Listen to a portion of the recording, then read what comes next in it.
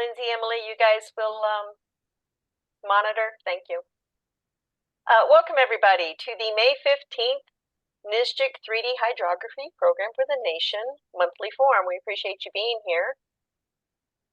Today we're going to hear about the Michigan Statewide Hydrography Project, lessons learned and to be learned.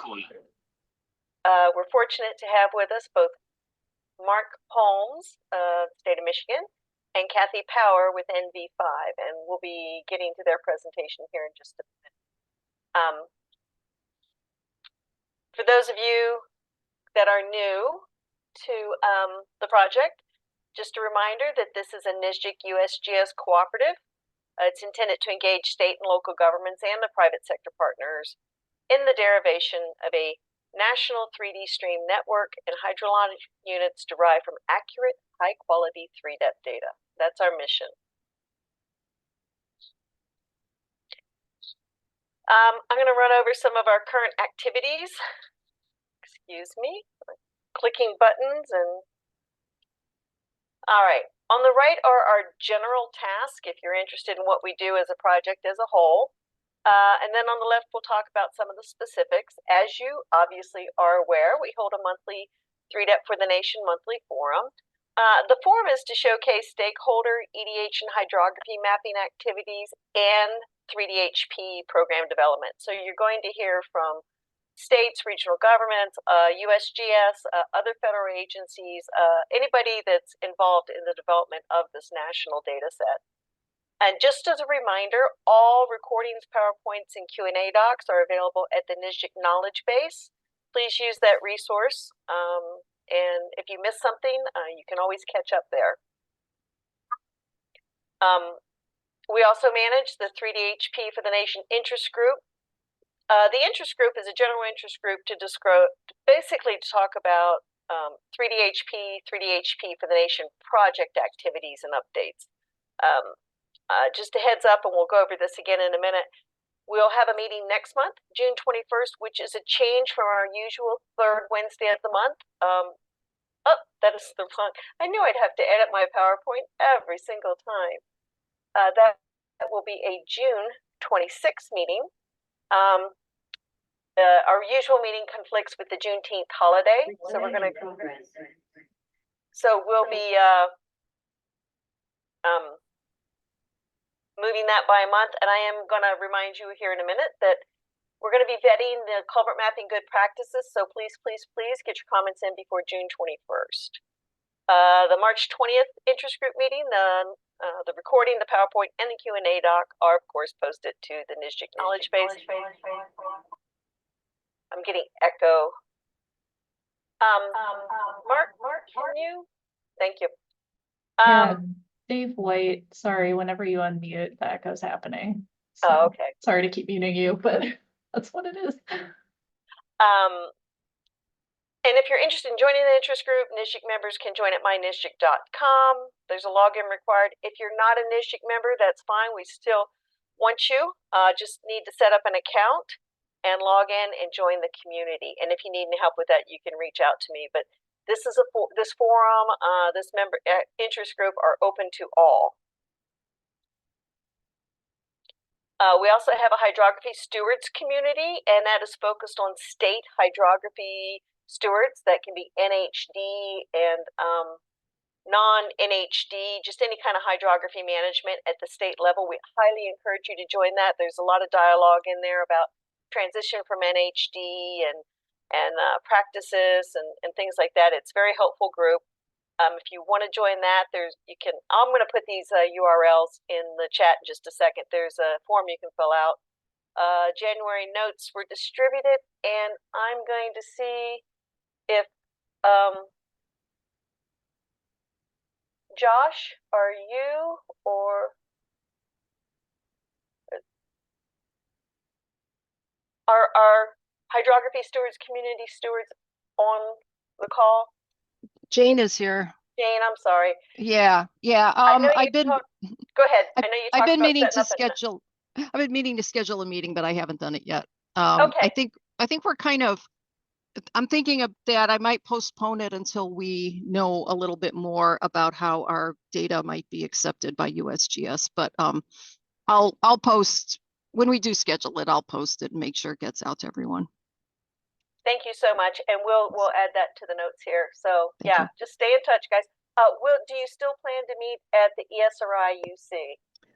I am not going to that, and I haven't heard back from Josh if he's planning to organize that. So at this point, I don't think we have anything set up. Okay, thanks for the update. Okay. And then some of our project activities, as I mentioned earlier, we are working on culvert mapping good practices. We have a draft document out there. We're looking for comments. Thanks to those of you, Jane included, that did submit comments. We appreciate that. As I mentioned, your contributions are needed, so please try and get those in by the 21st, and then we'll be vetting those comments at the June 26th interest group meeting. We also have the inventory of state 3D hydrography experience. I'm going to take this out. I think we're just down to the brief form now. I think Phil's updated things.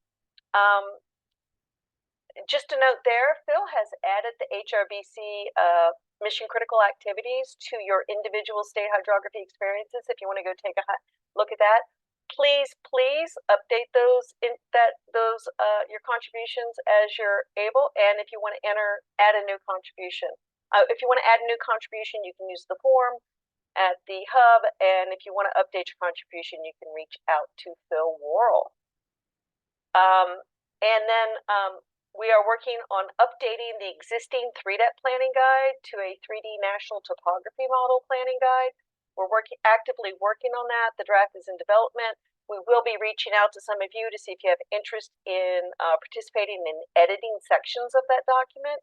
And I should have put on here, just a note, we do plan on working what we'll call our final draft at the NSGIC annual conference. So we are tentatively scheduled for a Monday morning workshop, 2.5 hours to vet that document. So if you have interest, please schedule accordingly. Come in Sunday night so that you can join us for that Monday workshop.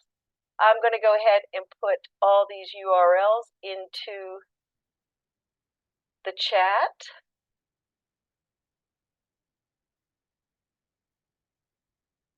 For some reason, I did not have the chat open. I'm glad to see there's some comments in there. Yeah, thanks for putting the hub in there. I'm going to get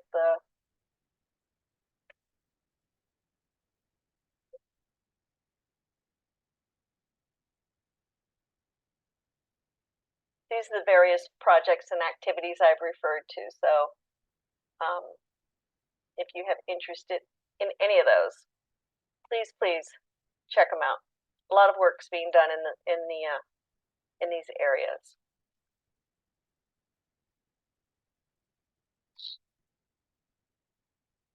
Any questions about our activities or what we're up to or dates or anything like that?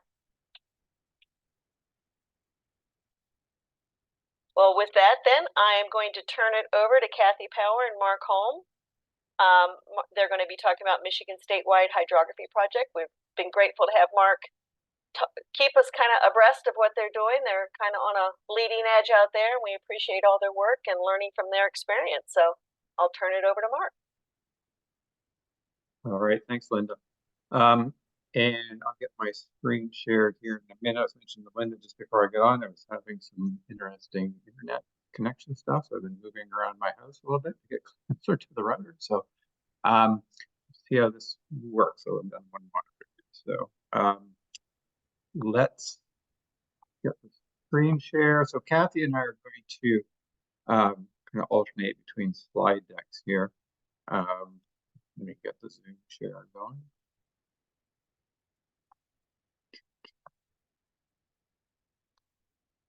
All right, go on to slide mode.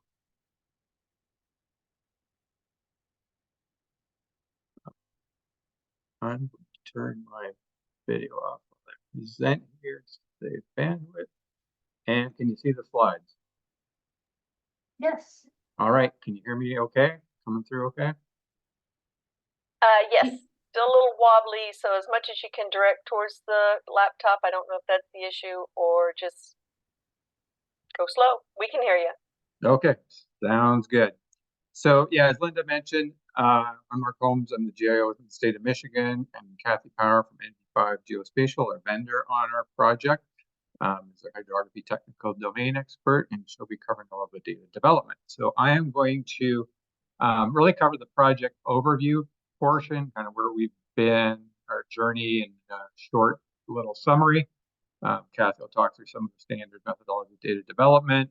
And we'll get into some, part of that will be some of the data examples. And we'll get into, I'll do a quick little project status update, some things around data governance, primarily data maintenance, and what we're thinking about now and what lies ahead. So we've learned some things along the way. There's still some things to learn, and we're going to try to share that through some of our presentation, but also definitely the question portion of today.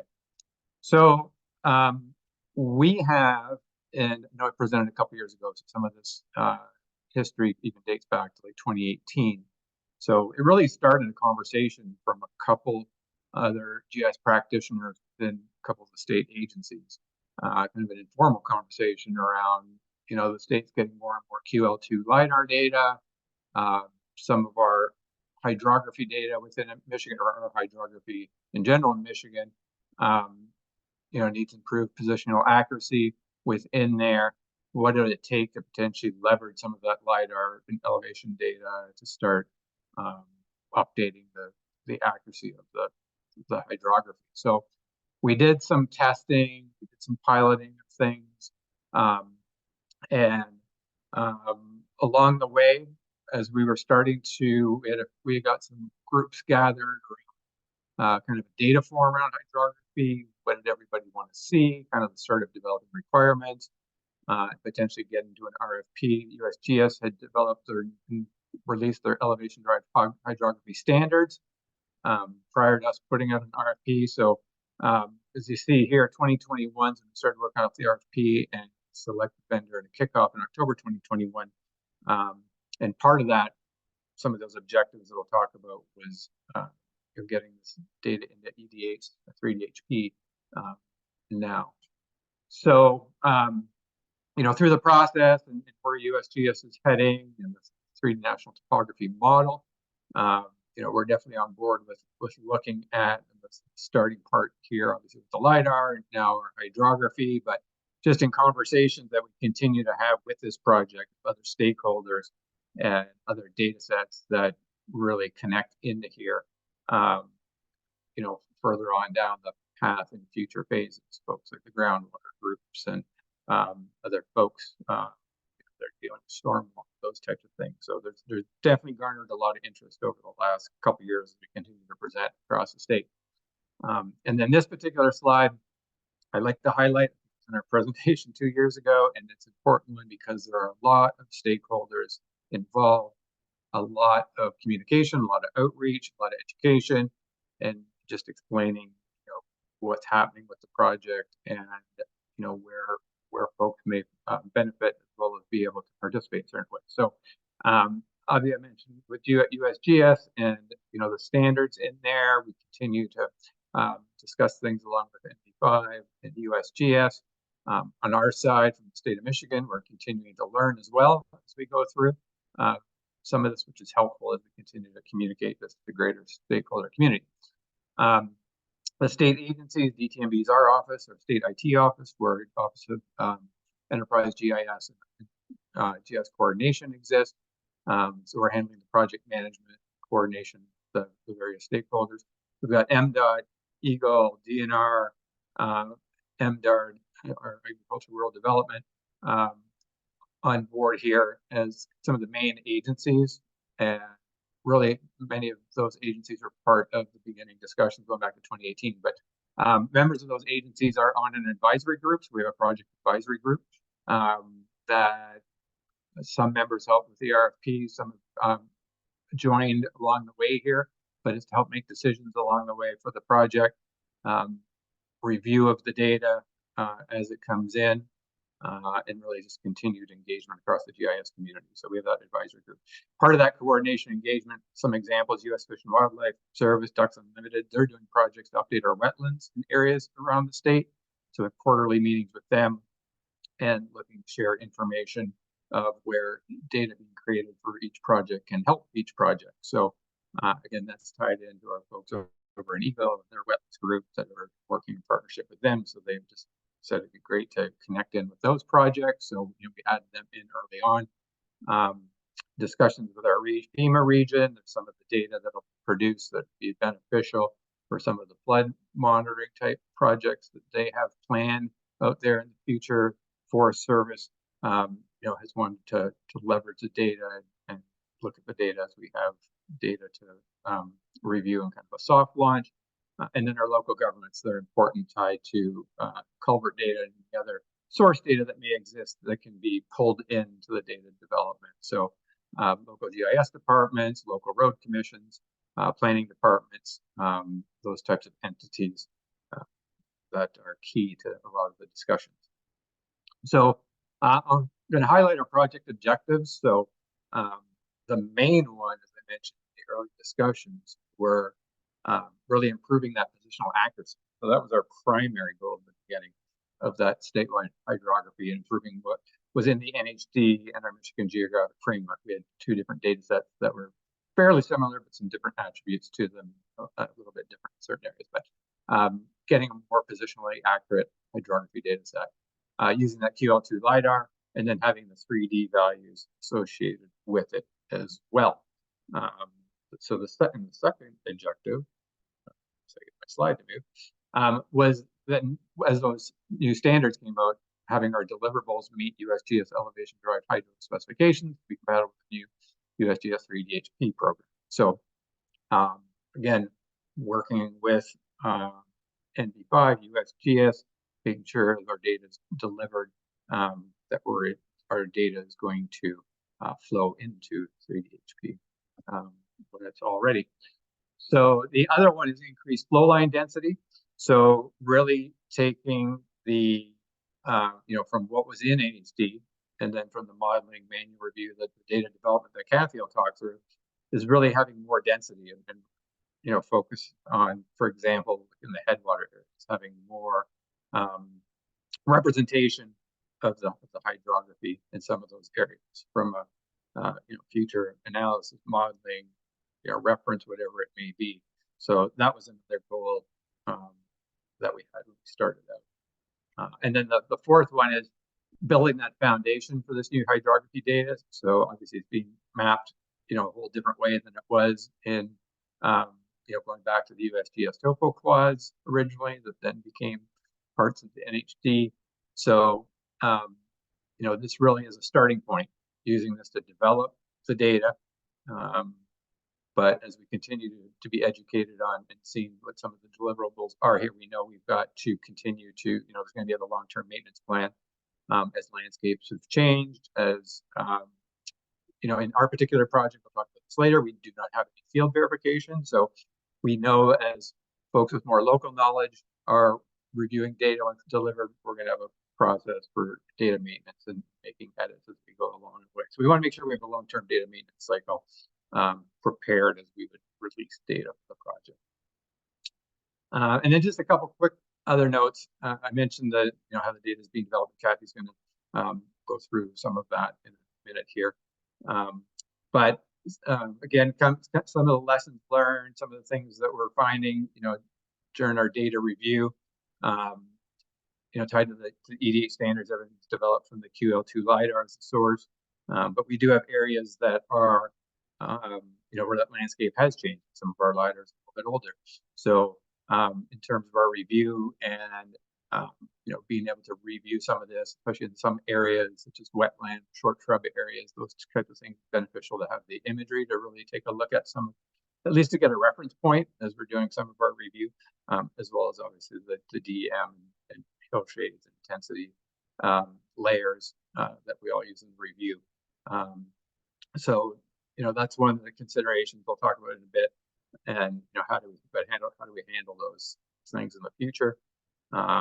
And other than our review and of the data coming through and the modeling for the manual review, we do not have field verification as part of our scope of work. It wasn't, from a budget standpoint, going to be feasible. So, our plan really is to get this data developed, and as we get it released out there, leveraging the stakeholder community to provide, continued data maintenance and such. And then obviously every state's a little bit different, areas within a state as well. So some of the data modeling, depending on the landscape and elevations, there are different challenges or discussions that, in our case, we've gone through to identify and learn how the models are working, and working through how the final deliverable should look while keeping the EDH standards in mind. So with that, I'm going to hand it over to Kathy to talk a little bit more about data development. Thanks, Mark.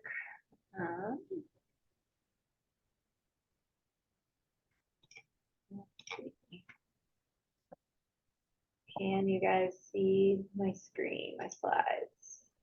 Yes. Okay. So as you guys can see, there are quite a few different phases to our workflow. So I'm going to try to keep this pretty high level.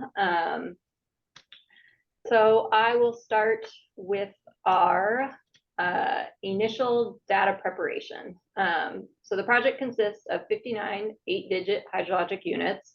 Those 8-digit delineations also represent our delivery delineations, or sort of our work units to the state. For our source data, as Mark mentioned, we're using 79 different 3-depth QL2 LiDAR data sets to cover those 59 hydrologic units. As you can tell, those LiDAR collects were acquired by county, not hydrologic unit. So the data needed to be redelineated into our working 8-digit unit delineations. To do this, we started with the final classified point cloud and hydroflattening break lines. We projected that data to the 3DHP required CONUS-Albers projection and performed a geoid shift to reference the data to geoid 18. As you can see, we've completed DEM production for the lower peninsula, and we're currently processing the upper peninsula. Should have that completed soon. So once we have our source DEM finalized for a given hydrologic unit, we create our GMI raster based off the elevation data. I think the GMI has been a point of discussion on this call previously, so I'm not going to go into too much detail, but it's essentially a stack of different second-order derivatives from the elevation data that help indicate the likeliness of stream presence based on surface channelization. We rely on this layer to help us automatically exclude false positive streams and as a guide during the manual editing phases of the project. So once we have completed our initial sort of data preparation and GMI creation, we do go through and hydro enforce the DEM to remove false barriers to flow, which are namely culverts. To do this, we do employ some least cost breaching, but we also just have analysts sort of quickly walk through the data set to manually hydro enforce where necessary. We provide a number of different reference layers to help guide their eyes during this process, which of course includes the reference culvert features from the state of Michigan. It also includes things like sink and depression rasters that can indicate where there's pooling behind a false barrier. We provide impervious surface layers and road vectors, initial flow line delineations, and that same GMI raster. Our analysts walk through the data at a 12-digit hydrologic unit level with a 1-kilometer grid. So typically they're at about a 1 to 4,000 scale, give or take. You can zoom in as necessary. Next, I will move on to our polygon editing, which usually occurs after hydro enforcement, but sometimes before. Those two parts of our process are not mutually exclusive, so the order in which they're done doesn't really matter, but they both need to be completed before we can move to the next phase. So because we're starting with 3-depth data, we know that we have all of the major rivers and lakes and ponds already captured in the LiDAR hydroflattening break line. But as a lot of you know, 3DHP requirements require finer scale features to be captured. So we do this primarily relying on the LiDAR intensity and the DEM to understand where there was water at the time of the LiDAR acquisition. Using that information together, we can create automated water shapes, which act as a rough approximation for where there's open water, but still require review to remove false positives and reshape as necessary. Another great thing that we've actually recently been able to incorporate into our process is NOAA's high resolution CCAP data, which was released January of this year.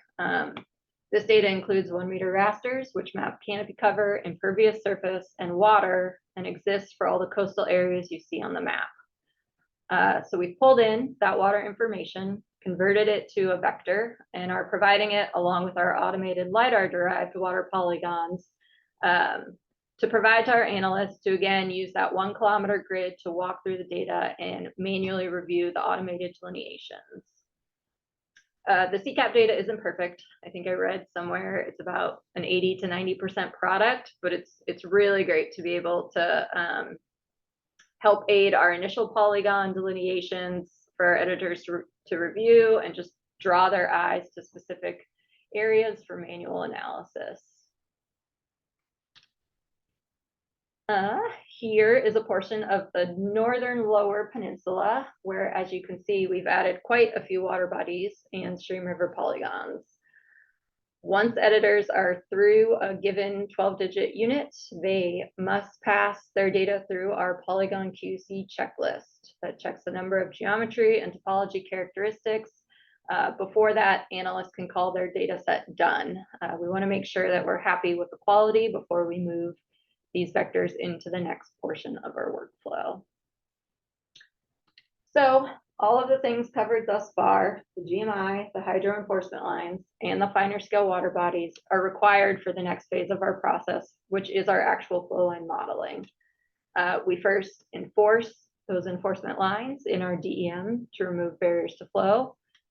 And then we generate very low flow accumulation threshold lines. We're somewhere around 0.1 acres.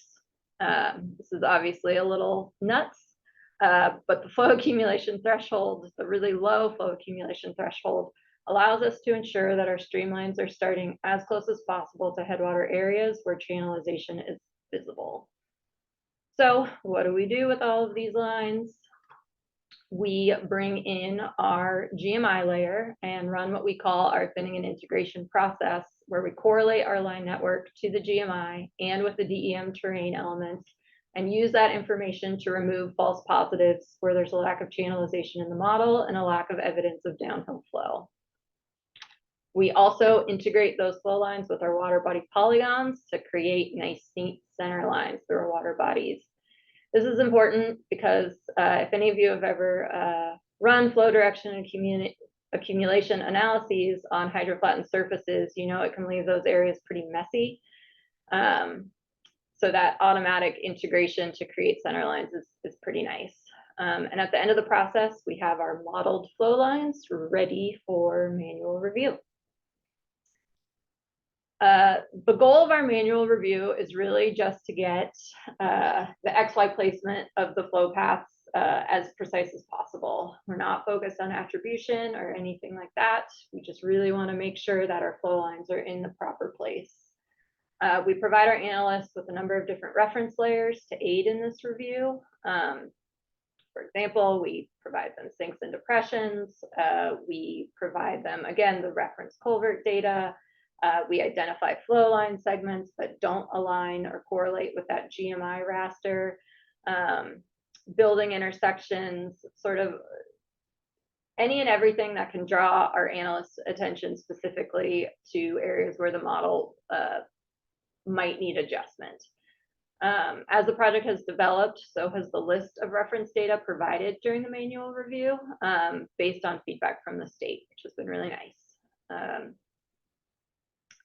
One thing that we have discovered working in Michigan is that there's quite a few low-lying wetland areas where at the beginning of the project, we were seeing in imagery pretty significant, pretty clear stream placement, but it just was not reflected in the LiDAR ground model. We just did not see channelization and flow direction and accumulation just was not going to properly place those lines. We'd often have automated flow lines in the vicinity, but the XY placement was just clearly off. We were hesitant to bring imagery into the process, but it just became clear after working with the state that some level of imagery review would be necessary for an accurate product. So in addition to walking the 1 kilometer grid and using elevation data, we're also doing a higher level 3 kilometer grid walkthrough to look for obvious deviations from imagery. Once an analyst believes they are done with a 12-digit unit, we have a similar QC checklist to the polygon checklist I showed earlier for our line editing. That again, make sure that the data is passing muster before being handed off for the next phase of our workflow. So post our first manual review, everything is classified as a stream, nothing segmented, everything single part, and lines only break at confluences. Again, we were really just focused on ensuring our line placement was accurate. We add Z values to our line vertices from the DEM and ensure that those Z values flow in a downhill manner. From there, we begin our 3D HP attribution, where we attribute artificial paths, which are lines flowing through our water body polygons. And then we move into our segmentation routine.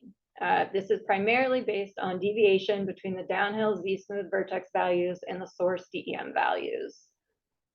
If areas deviating from the ground model, as you can see in the graph, are proximate to our reference culvert data, our CCAP impervious layer, then they're attributed as a culvert. Any other feature displaying deviation from the ground model that is not proximate to those layers is then classed as a terrain breach. So as some of you, I'm sure, are already thinking, culvert depth below road is not consistent, nor are the road impervious surface layers as precise as they could be in all areas. For this reason, we again walk through the data to review the automated classification. We will add, remove culverts as necessary, and selectively attribute connector features throughout the data set.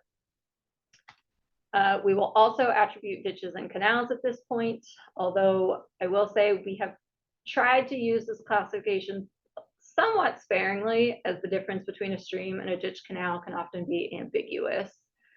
Typically, we add these in agricultural areas, or maybe if we follow a road for an extended period of time, but we're trying to not overly segment and complicate the classification. And the distinction between a ditch, canal, and a stream, in a lot of cases, is probably better determined using on-the-ground local knowledge.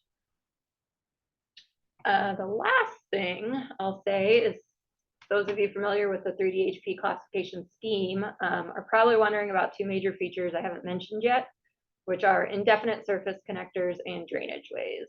We do class these, but not until later in the process, which I'll get to in a minute. So once we have mostly classified the data to 3D HP standards, we proceed to add a couple of different state of Michigan specific attributes. The first of these is stream temperature.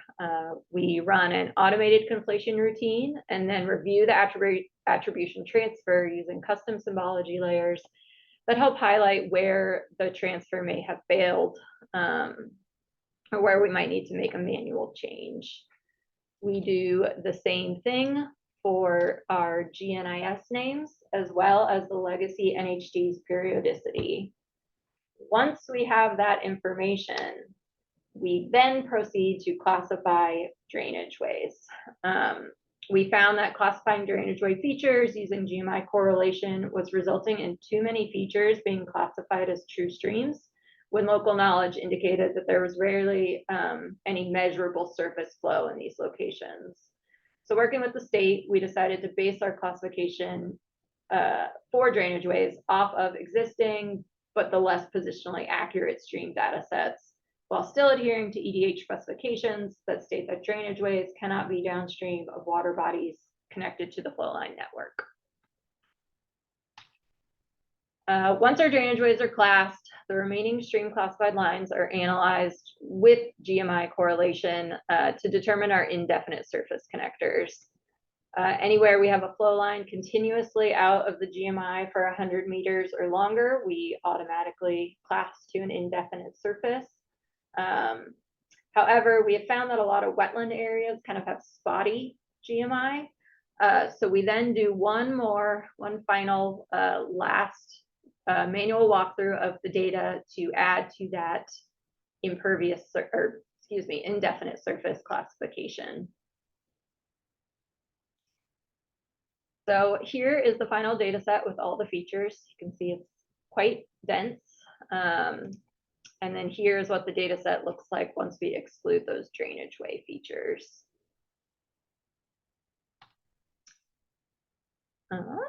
Once we have our full 3D HP attribution and drainage ways and indefinite surface classifications are complete, we add Strehler stream order to the flow lines.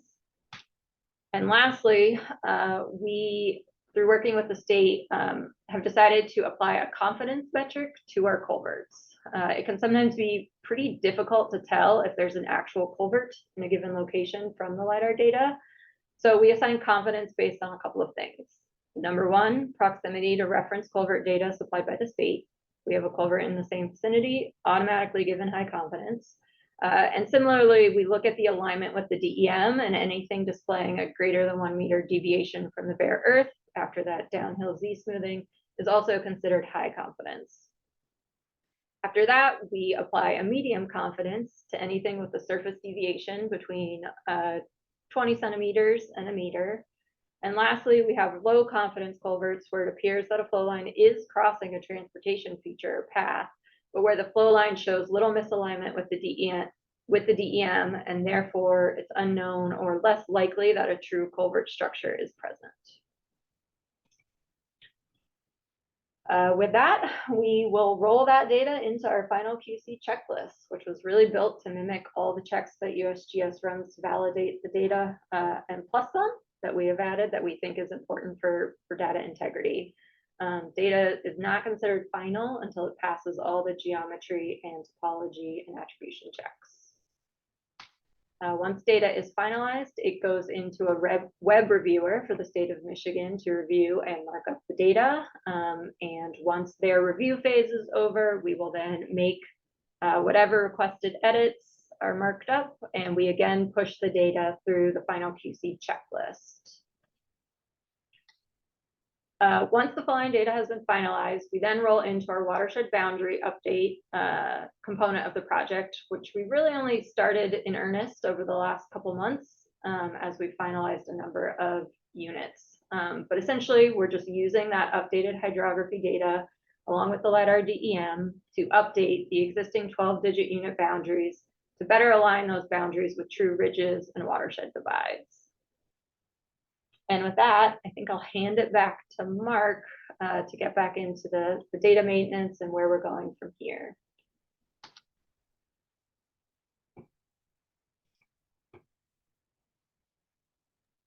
All right, just give me a minute to reshare my screen here.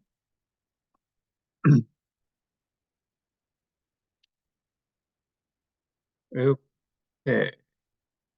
Launch these. Oh, we're right at the beginning. Hang on a second.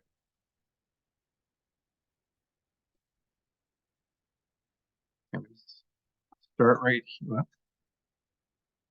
Here we go. So I'm going to hit on just a couple of items Kathy mentioned. We talked about the indefinite surface, but I'm going to go into just a couple additional items tied to the drainage ways. So just a little bit more background on some of the review there. So drainage ways here in orange, where we had a lot of discussions with NV5, our advisory committee, and as Kathy mentioned, in some areas, some of these segments were being coded as streams, but again, without the local knowledge. Some of these were in the headwater areas that, as we reviewed some of the initial data being delivered, these were not, most likely not streams unless we did some field verification, but we erred on the side of making a drainage way, and during our review process, our team can flag it to switch back the other way. But there are some regulatory impacts if some of these things were coded as a stream. and not a stream, going through people's properties. Again, there were some regulatory impacts tied to one to the other. So areas where it was maybe a little less confident based on review, ultimate decision. So our advisory committee was, let's make these things drainage ways in some of these areas. Again, that's another, going back to the drainage ways. I mentioned the imagery early on. So that's another thing tied to the review is as they're reviewing the data on the DEMs, but also turning on that imagery gives some perspective tied to what's there, being able to determine is there really a stream or a drainage way in that area. So as part of the review, that's helped as well, just provide some context or some perspective. Where it may be going through a field, but there's no real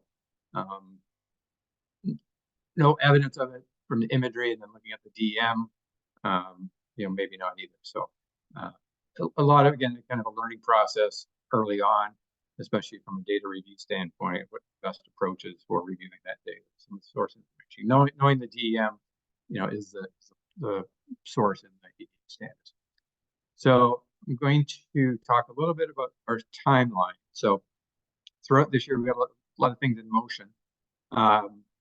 We've been finalizing that southeast region down there in 2024, area green down there.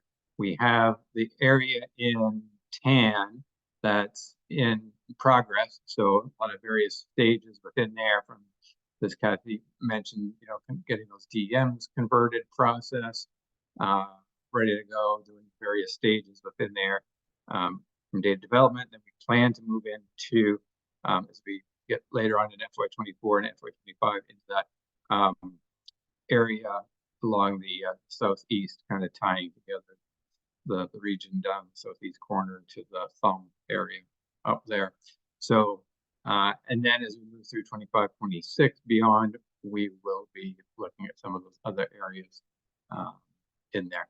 And we've had some initial discussions with Indiana and Wisconsin tied to watersheds that would cross our state boundaries there, and looking out into the future of the timing of potentially collaborating with that. So, and I know that stated February 2024 on that map, but that's still current status and plans at a high level. So we talked about culverts before. So as we were moving up into that northern lower peninsula, we did a full press outreach for any kind of local culvert data. So overall, from that area, we felt we were pretty successful. Some areas that we did not get data, either there weren't a lot of culverts in GIS format, or we just couldn't get to the right contact, possibly in a couple areas there.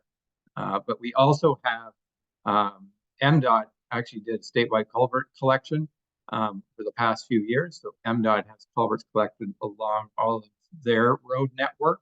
So we do have that statewide. So we know in some of those areas that are tanned, we didn't get it from the counties. We have stuff from MDOT, at least on the MDOT maintained roads, and the DNR as well. Got a statewide project going on where they're doing stream crossing project that involves culverts. So we have that statewide for the collecting data as well. So we did learn lessons learned the first time. We kind of focused on that northern lower peninsula in the beginning. It takes a lot longer getting outreach going, getting to the right contacts. So we've actually started now. We've just opened it up statewide. Our outreach is going statewide. Obviously, we're focused in that Detroit area up along the, from Huron Kennedy down to the south on that eastern side, because that's where we're heading next. But our whole outreach now is just statewide. We thought in the beginning, let's just wait till we're closer to those areas to get the most recent culverts as possible. Right now, we're just going to collect them from everybody. We go around and get an update as we get closer to those areas again. But we've decided we're going to take everything that exists today, so that way we're not pushed against time as we get into those areas. So it does take a little bit more time for that outreach and getting the right contacts. So long-term data maintenance plan. I talked about objective 4. Really, this is the data development is the foundation of developing this layer in the data. the foundation to then having a long-term data maintenance plan, keeping this up to date, and continuing to improve the overall data over time.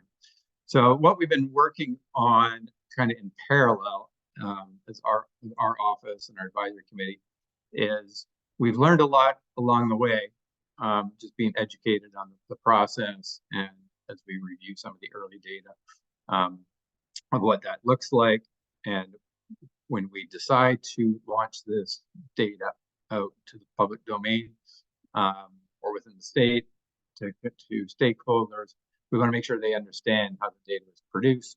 And we are getting some of the metadata that goes along with the deliverables from FB5, the collection reports, data collection reports. But putting together kind of these playbooks of what what the project is, what the objectives were, things like there's no field verification involved, those types of things. Data guidelines, some of the things you just heard about, some of those examples within the state that we identified. We're quoting these as drainage ways, so explaining some of those things so the end user knows this information as they might begin to use it. And then we've started to look at a markup tool for any input as we would begin to provide this data out to stakeholders. We have a lot of discussions with USGS on sort of their plans for maintenance on some of this, and a best approach to that within the state here. So this is all kind of works in progress. We're going to continue to have conversations internally as well as with NV5, USGS, and kind of continue to figure out what our plan there is long-term data maintenance. But just again, a couple of examples of the guidebook and some of the ideas here. So just providing an overview and links and information to USGS's programs, so folks can reference that. And then just our program in general, what does that mean? How do people request changes if they see it? That type of governance as well. So we're going to have an oversight committee as these come in to review. Our data steward team is going to also have that oversight committee will meet at certain times to review certain scenarios or requests that need to get rolled up. So we're framing up what this looks like here, as I mentioned, parallel. And then again, the data guidelines. So some of the different coding of the data, why they are what they are, just more of a kind of overview playbook tied to this to easily know what's in the data and why it's a certain way. And then I talked about the markup tool. So we were looking at potentially doing something internally that to the state of Michigan that folks can provide comments back in from what they're seeing out there once they would have the data, and then an internal facing version that our data steward team committee could use to review, comment, determine if it should be a change, not a change, those types of things. And then obviously in conjunction with USGS and some of the workflow that they are maybe planning for 3DHP and how we align some of that stuff. So as we get into some of the lessons that lie ahead, and things still yet to learn. So as we move from different areas of the state, we're coming back down in an area that's relatively flat. It's got some urban landscapes as we eventually move into that, back in that southeastern urban area. So as we keep moving around, there's new terrain landscapes, so new geographic areas, things we may see differently in the data, things that we need to review. So we expect there's going to be some different types of things to consider in our data review, but also maybe some decision points. How to handle features, attributes not part of 3DHP. So you saw Kathy mentioned we had some state attributes that we've asked to get conflated over, and as we maintain that, or maybe some other attributes that we want to have on this particular network, at least for the state of Michigan side, how do we handle managing that to what goes in 3DHP, or pulling out of 3DHP to merge back into data that may be only state specific. So looking at how do we are we going to have maybe a more comprehensive hydro data set that has these additional features or attributes that aren't in 3DHP. So there's things we're still have to consider along the way and kind of determine, does the state of Michigan collect markup change requests and then supply those? So again, through our markup tool, is there a flow within there that we're collecting that, but somehow providing those put back up through USGS as a markup tool? So continuing the conversation with USGS of how some of these flows may be working as they continue to develop their system on that. So then how to maintain the data where its landscape has changed, but no new LiDAR data. So these are things that we're thinking about, as well as our stakeholders that start to look at data or as we travel around the state and get questions asked. So obviously being derived from quality 2 LiDAR. Some of our LiDAR is 10 years old. Some landscapes haven't changed much. Some have. There's been areas there's been flooding. So how do we handle when the data is finalized and we go into a maintenance mode and we have to make some adjustments to the data, but we don't have new LiDAR?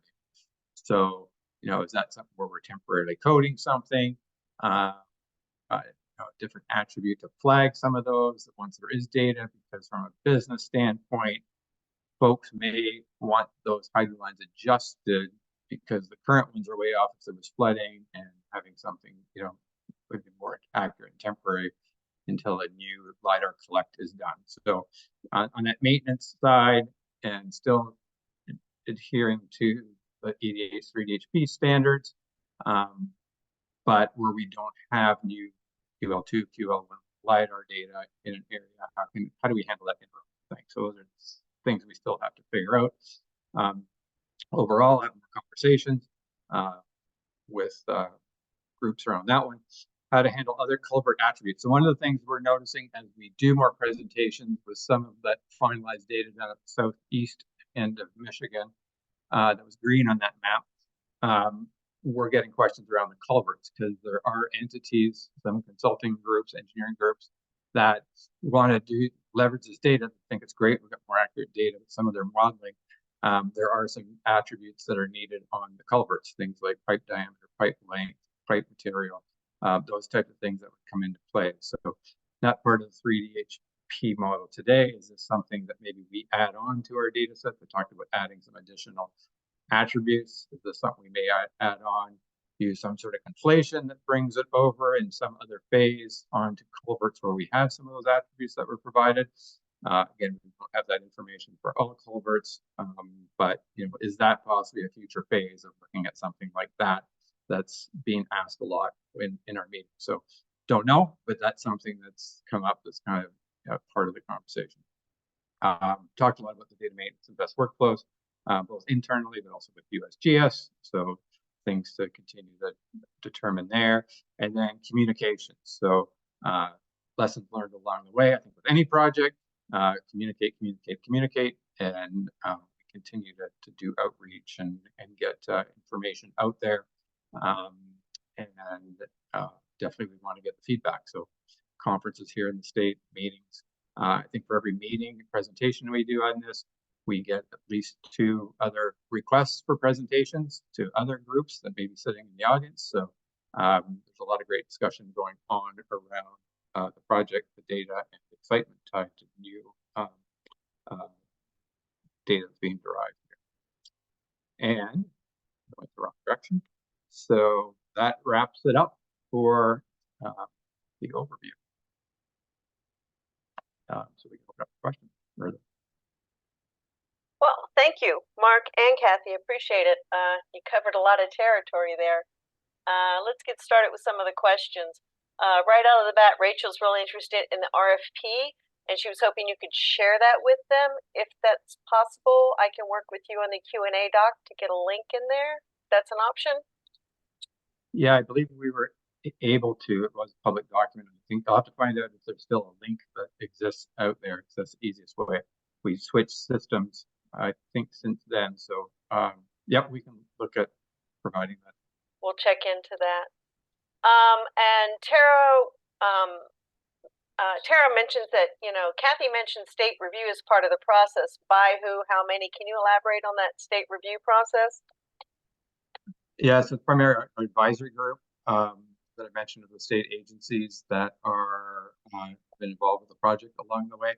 So I'd say we're probably at a dozen between some of our data steward staff that focuses a lot on the data tied to how it's mapping according to the DEM on there, and then all of our advisory committee folks that come from groups like the wetlands group, water resource group, the hydrologic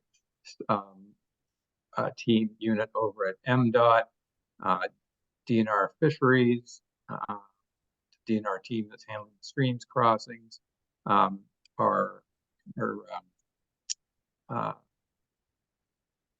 folks that are working with watershed. So different perspective that way. I know there's probably a couple within there, but yeah, that primarily have worked with water data in the past, familiar with some of the NHD, but also have some knowledge tied to different landscapes based off the work they do.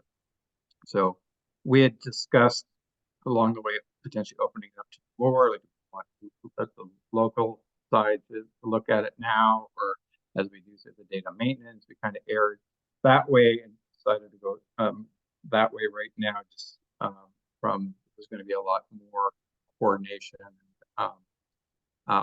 Even as you mentioned, just trying to gather the culverts has been a large coordination effort that way. So we decided that in the advisory committee we would do the review. All right. Rachel, you've sort of touched on it, but Rachel asked specifically how many people are on your team are working on this outside of ND5 advisory working group. So I guess, and she can come off if she wants to, specifically from your group. Yeah, that was what I was asking.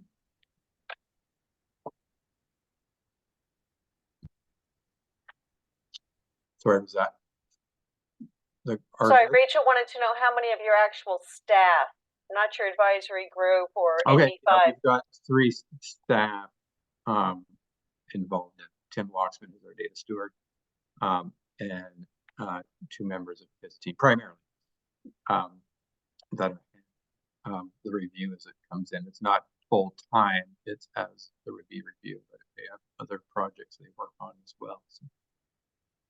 All right, Jolt asked, he remembers that Michigan State had a major role at the outset of the project during phase 1. What role are they playing in the work today?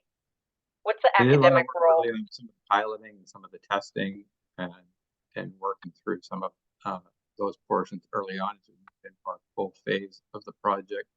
ND5 is doing all the data development work. I'm sorry, Mark, can you say that again? I got a little. Yep. So early on, doing some of the piloting, some of our pilot data work early on, some of the initial work there, but as we went into full data development, ND5 is doing all the data development completion. Oh, okay. Got it. Eric asked, is there a USGS QC function in addition to the state process? As we move into some of the work to be done under some of the DCA projects that have been coming up launched here, we'll be working more coordination with some of the USGS review of the data. Our initial work on this was not a USGS pilot project, but we have been up to this point keeping close discussion with them along the way on where we are. Is it fair to say that you've been very USGS aware during this process, that that you're following specs and things like that, but it hasn't been a formal USGS pilot? So. Yep, including our specifications in our RFP. We used there. We pointed to the documents in our RFP. All right. Rick asks, can you share at the end of the presentation more on the discussion with USGS for handling inconsistencies, such as different time periods between collects? And did NV5 take care of this by going back to the point cloud? And who did you talk with at USGS? It's one of the things we've noted along the way as part of one of the things we need to determine. And we'd actually be open to more discussion around that. Not only with what USGS thoughts are to that moving forward, but also, through this forum, some of the work being done at NISDIC on hydro, just to, gain perspective from everybody here, GIS community, of what thoughts are tied to potentially some of this stuff. A lot of our stakeholders are bringing up different ideas tied, and again, it depends on the project. We're getting questions tied to small project areas that are engineering projects, and if somebody's flying a drone of a particular area and has more updated imagery after a flight, do we map that in, knowing it's not tied to LiDAR? So these are all things we're having internally, and looking to have more discussions as a whole and determine what may make sense for data maintenance. I was interested in your data stewardship using a data steward quote desk and oversight committee. Could you elaborate on that a little bit more? Well, at this point, it's really as we determine when we get the request in for any types of changes. So if it's some sort of attribute that's in there incorrectly, if it's something that, as noted earlier, in the headwater areas, those are some of these new areas with more density that didn't exist before. We don't have field verification being done, so we're expecting we're going to have some areas where someone's using the data and saying, yeah, there's no culvert out here, there's no channel here or waterway, or there's a channel but there's never any water, whatever it may be, that we're going to get those requests in. So if we use our markup tool, if it's something that USGS has in the future of how that flow is, there will be things that come into our group through our data steward team. If USGS is receiving it, they've indicated they'll follow back up with the state and the data steward to pass some of these things through for approvals. So that team will be able to review it, but we're also going to have this oversight committee that will meet. Right now we're planning like quarterly, so if there are things that need to be raised up to a larger stakeholder group, and we don't have to find exactly who's sitting on there, members of our advisory committee would most likely be some of the folks on there, but and then other decisions that may need to be made along the way as we have data maintenance. So continue to have a group that can collectively talk through some of these things and determine best path forward for the state. And me again. Sorry if I missed it, but do you currently utilize NHD as your state hydrography data set, in some component or completely? And if so, what benefits do you foresee in this new approach? So yes, there are a lot of groups. So when we did that work in 2018, 2019 of really kind of gathering what people needed, wanted to see in a more accurate data set.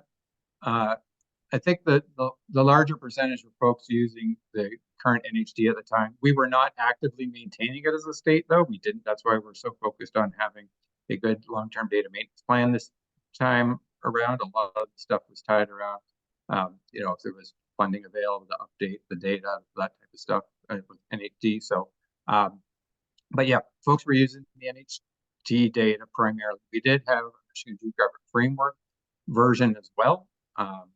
And I don't have the history all back to the origins, but I believe both, came from some of the digitizing that went on to develop the NHD, but MGF also had some other sources.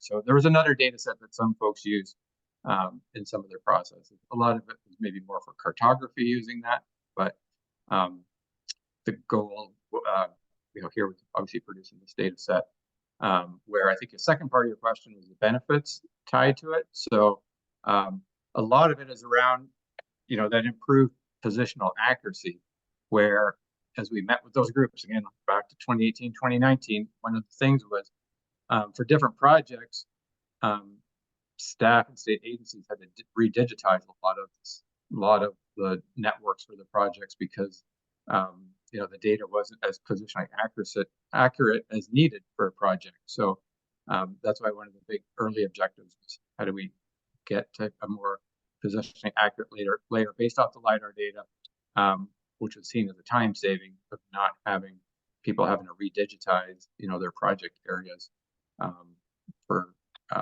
what they needed. So that was one of the big early benefits early on, is that positional accuracy.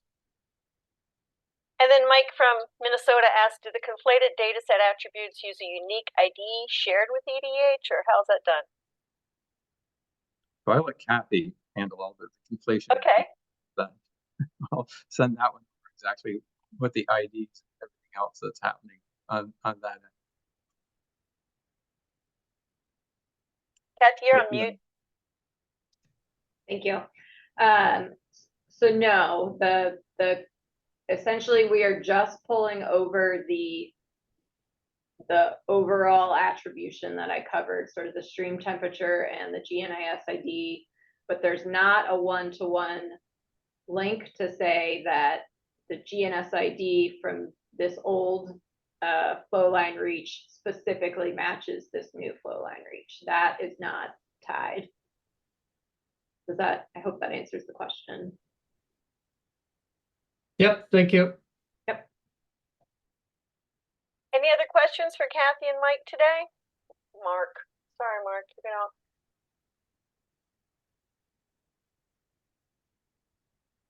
We truly appreciate you both presenting. I have lots more questions, but I can always email you. I do hope that you both will go look at the culvert mapping good practices document. It's pretty short, and your input would be really vital in that. So I do encourage you to do that. I'm going to go to then our closing slide here.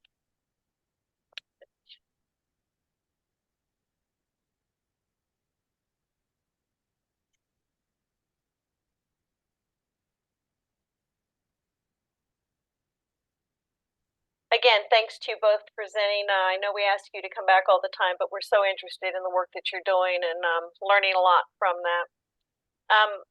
As you all know, our forum is usually the third Wednesday of the month, except when we decide to have an interest group meeting, and we are having an interest group meeting next month, as I mentioned, June 26th, not the usual June 19th, and we'll be looking at the culvert mapping good practices. In addition, we are not planning the July forum due to the conflict with the ESRI user conference. So we'll not be meeting in July. So on the June 26th meeting, please go ahead and pencil that in. We'll send the registration information out at the beginning of the month, but please pencil that in. We'd really like to finalize these culvert mapping good practices, share them with you at the annual meeting, and close them out before the end of the year. And as always, if you have other things you'd like to discuss, please reach out to me, and I would be happy to engage you. And with that, I'll say any other last questions, comments, you feel free to come off mute. All right, then. Thank you, guys. Yes, everybody, good comments coming in. Thank you, Mark, Kathy. Interesting presentations. Appreciate your regular appearances on our show here today. So.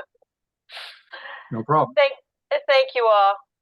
We'll see you hopefully see you next month, but a week later. Thank you.